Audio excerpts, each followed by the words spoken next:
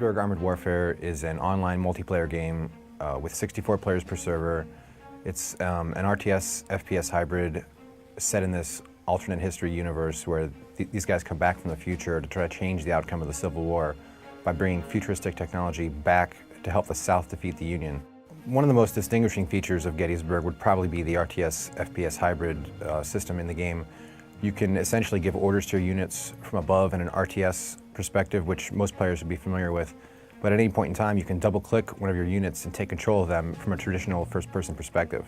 The game features 14 different unit types, everything from the USS Cairo ship, the Ironside ship, to cavalry, to traditional 1860s soldiers with muskets, and futuristic soldiers with machine guns, RPGs, landmines, pretty much every type of weaponry you can imagine. And these units are sort of going to be balanced out, with different types of numbers. So a squad of 1860s soldiers would probably have like 16 soldiers in it, whereas a modern squad of soldiers would have like 4 units in it. In addition to traditional Civil War units, the game also features some futuristic units, things like APCs, mobile artillery, tanks, and even zeppelins. So players will be able to take control of all types of units, and they can build their own armies featuring up to 192 units in the Army skirmish mode. So they'll be able to control 192 units in the RTS mode, and at any point in time jump down and take control of these units in the multiplayer game. So the game worlds are pretty big. Technically they're 9 squared kilometers, and the Zeppelins are pretty helpful for scouting out terrain and sort of being like forward units, but they're also pretty useful for bombarding enemy units that are pretty far away. So because the game features an army builder, which allows players to sort of customize, and choose the units they want to use, they're going to be able to develop their own individual strategies. So if a player likes to sort of play it safe and cautious, they can select units that allow them to sort of cater to that play style. The more aggressive players are going to want to, take these fast-moving armored units and sort of support them with infantry battalions and things like that. But the army builder will allow players to sort of customize the experience to whatever play style they really want to use.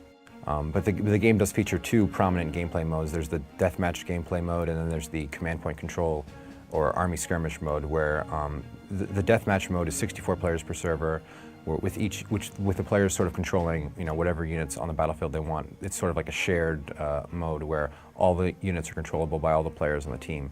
And the army skirmish mode is a much more lower player count. It's got like 4 players per server. And the players can build their own custom armies in that mode and sort of battle it out with each other, and that way fighting for command points placed throughout the map. So I've been developing the technology for a few years now.